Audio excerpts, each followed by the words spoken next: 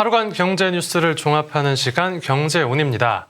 네, 경제 뉴스 보고는 싶은데 어떤 내용이 중요한지 몰라서 망설였던 경우, 그리고 경제 뉴스를 막상 읽고는 있는데 너무 어렵고 딱딱해서 금방 손을 놓아버리는 경우 많으셨을 겁니다. 그래서 준비했습니다. 경제금융 전문 미디어인 연합인포맥스 기자들이 하루간 있었던 경제 뉴스들 가운데 꼭 알아야 하는 내용들을 골라서 알기 쉽게 해설해드리고 최근 이슈가 된 사안들을 골라 심층적으로 파헤쳐보는 시간을 마련했습니다. 매일 오후 4시에 핫한 경제 뉴스를 들고 찾아가겠습니다. 자, 그럼 경제원 바로 출발해봅니다. 네, 경제원 첫 번째 코너는 홍 기자의 뉴스 포인트입니다. 지금 자리에 홍경표 기자 나와 있습니다. 어서 오십시오. 안녕하세요. 네, 저희 경제 뉴스 포인트 첫 번째 뉴스는 어떤 내용입니까? 네, 우리나라 K배터리 글로벌 시장에서 수익권을 차지하고 있다는 소식인데요. 네네. 우리나라 대표 배터리 기업인 LG 에너지 솔루션이 네. 이게 중국을 제외한 글로벌 전기차 배터리 시장에서 올해 상반기 선두를 차지했습니다. 1위를 차지한 네, 맞습니다. 정상을 차지했죠. 네네. 그 SNE 리서치에 따르면 네. LG 에너지 솔루션의 이제 시장 점유율은 28.7%로 1등이었고요. 네네. 지난해보다 올해 상반기 55%가량 성장을 했습니다. 네, 이제 우리나라 기업이 네. 이제 1위는 차지를 했고 네네. 앞으로 뒤에 2위는 어디였습니까? 네, 2위 같은 경우는 역시 가장 강력한 경쟁자인 CATL로 점유율이 27%였어요. 네네. 지난해와 비교한 성장률을 보면 2배 가까이 성장을 해서 네. 무서운 속도로 LG 엔솔을 이제 쫓아오고 있고요. 네. 점유율 격차는 지난해 8.4%포인트에서 1.5%포인트까지 줄었습니다. 8%대에서 1%대까지 따라잡았어. 뭐 거의 이제 차이가 없는데 네네. 그 이후로는 또 어떻게 되죠? 네, 그 3위를 살펴보면 네. 이제 파나소닉으로 점유율이 15.8%였고요. 4위는 SK온, 이제 5위는 삼성 SDI로 탑 5 중 3개사가 우리나라 기업이었습니다. 3개나 들어왔습니다. 네, 맞습니다. 네. 이를 보면 이제 우리나라 기업이 상당히 선전하는 것으로 이제 보이는데요. 네. 이제 중국 업체들이 이제 치고 올라오는 것을 보면은 아직은 좀 안심할 수가 없다. 좀 네. 이렇게 볼 수가 아직 있겠습니다. 우려가 남은 거군요. 네네. 네. 그 LG 엔솔과 삼성 SDI, 이제 SK온 이제 3사 점유율은 전년 동기 대비 약 6% 떨어진 이제 48.5%였는데요. 네.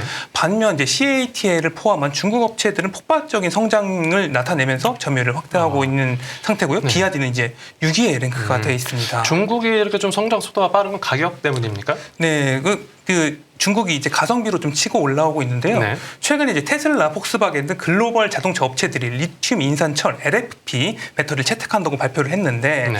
이제 그 가격 경쟁력을 갖춘 LFP 배터리 수요가 늘수록 이제 중국 배터리 업계가 치고 올라온 원인 중 하나로 볼 수가 있겠습니다. 네네. 네, 첫 번째 뉴스는 이제 배터리 관련된 소식이었고 다음 뉴스 보겠습니다. 다음 뉴스는 어떤 내용입니까? 그 다음 뉴스도 이제 배터리 관련 소식인데요. 네. K 배터리 이제 우리나라 핵심 품목으로 이제 자리 잡았잖아요. 네. 근데 K 배터리 소재도 이제 소재 소재도 해외에서 매우 잘 나가고 있다 이런 네. 소식입니다. 무역협회에 따르면 올해 7월까지 2차 전지 핵심 소재인 양극재 미국 수출액이 네. 이제 3배 가까이 늘어난 것으로 나타났어요. 네. 이게 양극재 수출액을 보면은 18억 3,600만 달러, 네. 지금 환율로 약 2조 4천억 원 정도 달하거든요. 네. 지난해보다 무려 178% 증가한 수준입니다. 고작 1년 만에 178%나 그렇죠. 증가한 겁니까? 네, 이 추세가 더 놀라운데요. 이게 추세를 보면 양극재를 미국에 수출한 금액 같은 경우는 2021년 1월 900만 달러에 불과했는데 네. 1년 뒤인 지난 1월에는 한 달에 5,700만 달러 6배가 증가를 했고요. 네. 올해 3월에는 3억 2,600만 달러로 최고치를 달성하기도 했습니다. 양극재 수출이 좀 빨리 증가한 것 같은데 네네. 이렇게 빠르게 늘어나는데 뭐 특별한 이유가 있습니까? 이게 가장 큰 요인은 이제 인플레이션 감축법 IRA 때문이라고 이제 볼 수가 네, 있겠습니다. 인플레이션 감축법 좀 많이 핫하지 않았습니까? 맞습니다. 그래서 미국에서만 생산된 전기차와 네. 뭐 이제 배터리가 네. 들어간 그 전기차에 보조금 혜택을 주는 내용이었는데. 네, 맞습니다. 네. 그게 이제 미국 정부가 네. 이제 IRA를 통해서 이제 공급망을 이제 하나로 우리 걸로 이제 만들게 되니까 장벽을 친 것으로 볼 수가 있겠는데요. 네네. 이제 IRA를 통해서 양극재와 음극재를 배터리 부품이 아닌 이제 핵심 광물과 같은 구성 소재로 분류를 했습니다. 네. 이에 따라서 FTA 체결국이 한국에서 이제 양극재를 생산할 경우에 이제 세제 혜택을 받을 수가 있어요. 여기서. 네네. 그래서 네. 미국 시장에서 중국보다 한국산 양극재가 경쟁 우위를 이제 확보할 수가 있게 된 겁니다. 그러니까 부품이라고 하면 혜택을 못 받는데 네, 맞습니다. 소재로 분류됐기 때문에 네. 혜택을 받을 수 있었다. 네. 네, 그런 설명이었고 네네. 우리나라 기업들이 미국에 가서 현지 네. 공장을 짓고 거기서 생산도 많이 하고 있죠. 네네. 그러니까 IRA가 이제 또 발효가 되니까 네. 한국 배터리 기업들이 현지 가가지고 합작 공장을 상당히 많이 세우고 있잖아요. 네. 그러다 보니까 또 우리나라 배터리 소재 기업들이 납품을 상당히 많이 하게 된 겁니다. 네. 그래서 좀 수출이 활발하게 증가한 측면이 있고요. 네. 네, LG 에너지 솔루션 같은 경우는 미국 오하이오주, 테네시주에 이제 대규모 이제 배터리 공장을 이제 가동 시작했고요. 네. SK온 같은 경우는 조지아주 배터리 공장에서 양산을 시작하기도 했습니다. 아, 네. 네. 첫 번째와 두 번째 소식은 네네. 긍정적인 좋은 소식이었고, 자, 다음 뉴스 보겠습니다. 네. 윤종규 KB금융 회장이 연임을 포기했죠. 네, 맞습니다. 이제 2014년부터 국내 1위의 이제 금융그룹인 KB금융지주를 이끌어온 윤정규 회장이 이제 사연임에 도전하지 않고 네. 용퇴하겠다. 네. 뭐 이런 뜻을 밝혔습니다. 어떤 메시지를 좀 남겼나요? 네, 이제 윤 회장 이야기를 들어보면 네. 이제 KB 회장 후보 추천위원회 위원들에게 그룹의 새로운 미래와 변화를 위해 바통을 넘길 때가 됐다. 면서 이제 연임하지 않겠다는 의사를 전달을 했고요. 이제 윤 회장이 그전까지 KB를 좀 이끌어온 게 몇 년이었죠? 지금 이제 만 9년인데요. 네. 이게 살펴보면 2014년 11월 21일 임기 3년으로 취임한 지 이제 세 번째 임기인데 이제 올해 11월 만료를 앞두고 있었어요. 네. 이제 윤 회장이 이제 행정을 살펴보면 네. LIG 손해보험을 시작으로 현대증권, 프로젠션 생명 등 M&A를 통해서 상당히 그 비은행 사업을 강화해서 수익성 개선에 이바지했다. 이런 평가를 받았습니다. 네. 그렇게 수익성을 잘 내다가 네네. 갑자기 연임을 포기한 이유는 뭡니까? 그러니까 이게 표면적 이유는 네.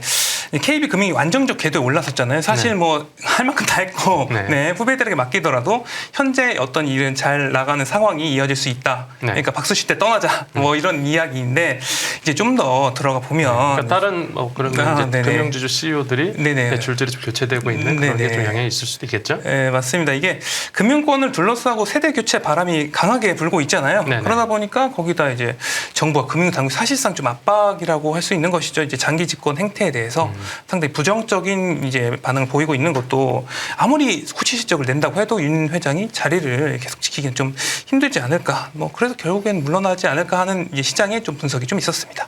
네. 네네. 그리고 윤 회장이 이제 연임을 포기하겠다고는 했고 네네네. 그 차기 회장 선임을 해야 될 텐데 그 절차가 어떻게 됩니까? 이제 KB금융 같은 경우는 윤 회장의 임기 만료를 앞두고 이제 회장 후보 추천위원회 회추위를 열고 있었습니다. 네. 사실 회추위에 이제 자기의 입장을 밝힌 거잖아요.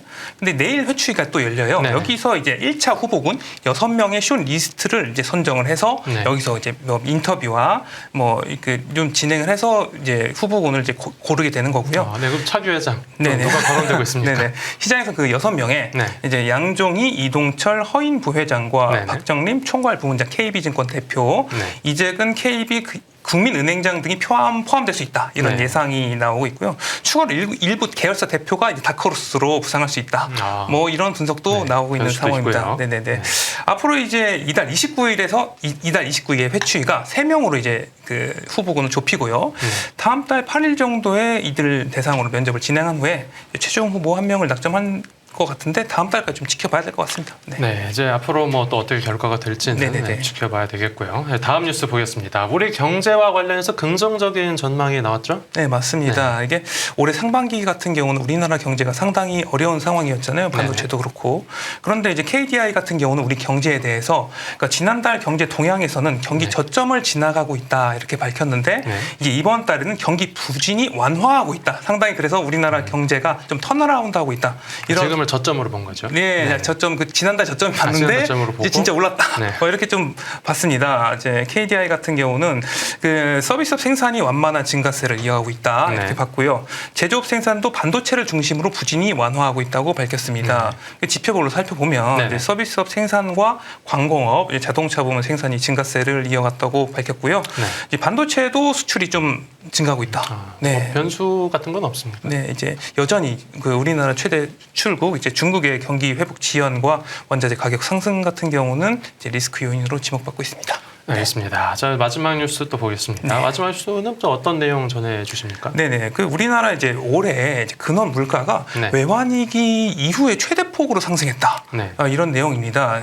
이제 러시아 우크라이나 전쟁 이후에 글로벌 인플레이션이 발생을 했잖아요. 그 이후에 계속적으로 물가가 고공행진을 이어갔었는데 이제 올해 우리나라 물가를 보니까 이게 수치가 이제 외환위기 이후 가장 큰 폭으로 상승한 것으로 나타났습니다. 통계청에 따르면 올해 들어 7월까지 농산물과 석유유를 제외한 근원 물가는 이제 4.8% 상승을 했고요. 네.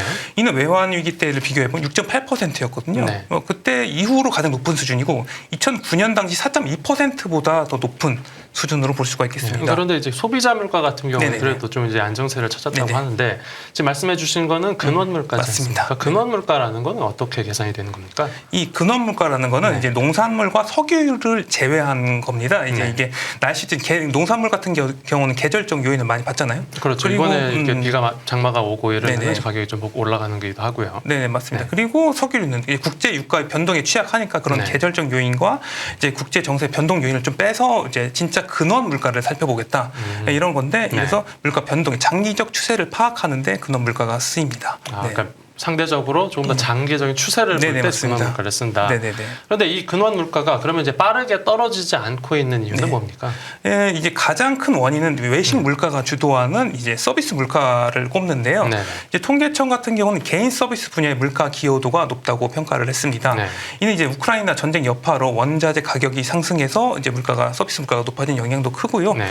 그리고 앞으로 이제 그 서비스 소비가 지금 지속적으로 높아질 것으로 예상이 되는 상황에서 이제 물가 상승률이 앞으로 더 높아질 수도 있다 이런 분석도 나오고 있는 상황입니다. 그러니까 네. 지금 소비자 물가가 좀 안정세를 보이고 있는데 근원 물가가 떨어지지 않으면 네네. 더 이제 내려가기는 좀 어려울 것 맞습니다. 같다. 네. 근원 물가가 내려가야 네. 소비자 물가도 전반적으로 더 이제 내려갈 수 있는 전반적인 물가가 내려갈 수 있게 여유가 되는 생긴다. 것이죠. 네네. 네, 이 근원 물가 네. 때문에 뭐 소비자 물가가 만약 계속해서 높은 수준을 유지하고 있으면 어떤 네. 정부 재정 정책에도 영향을 줄 수 있는 부분이 있겠죠. 네, 맞습니다. 이 윤석열 정부 같은 경우는 최근에 이제 대규모 감세 정책을 내놨잖아요. 네. 네, 근데 이제 감세를 통해서 물가를 자극할 수 있는 부분이 좀 있으니까 네. 이게 물가가 계속 높으면 정책 실현에 좀 제약이 될 수 있다. 이런 분석도 상당히 나오고 있습니다. 네. 이제 왜냐하면 이제 회수돼야 될 유동성이 이제 감세를 통해서 풀리면 이제 물가를 더 자극할 수 있다. 이런 논리고요. 실제로 뭐 반대로 그러면 물가를 잡기 위해 그렇죠. 정책을 하는 경우도 있습니다. 네, 맞습니다. 이게 미국 같은 경우는 지금 물가 안정을 위해서 증세를 이제 검토를 하고 있어요. 근데 이제 그 윤석열 정부 같은 경우는 네. 이제 공급 사이드에서 공급을 늘려서 물가를 좀 잡겠다 이런 좀 정책이고요. 최근 정부가 이제 공정거래위원회 국세청까지 동원해서 전방위적 물가 관리에 나서고 있는데, 네. 이거는 일단은 이제 물가 관리에 직접적으로 나서겠다라는 움직임으로 볼 수가 있고요. 네. 그러니까 이 움직임이 사실상 이제 이게 정책은 이제 감세를 통해서 공급 사이드를 늘리겠다고 했는데 이게 역대급 이제 세수 펑크 우려 속에서 추진 중인 정부의 감세 카드가 고물가에 발목을 잡지 않을까 뭐 이런 우려도 상당히 좀 있는 상황이라서 네. 앞으로 이제 물가 상황과 재정 정책의 향방도 지켜봐야 될 것 같습니다. 알겠습니다. 오늘은 여기서 정리하죠. 잘 들었습니다. 감사합니다. 네, 지금까지 홍 기자의 뉴스 포인트였습니다. 이어서 취재 파일이 계속됩니다.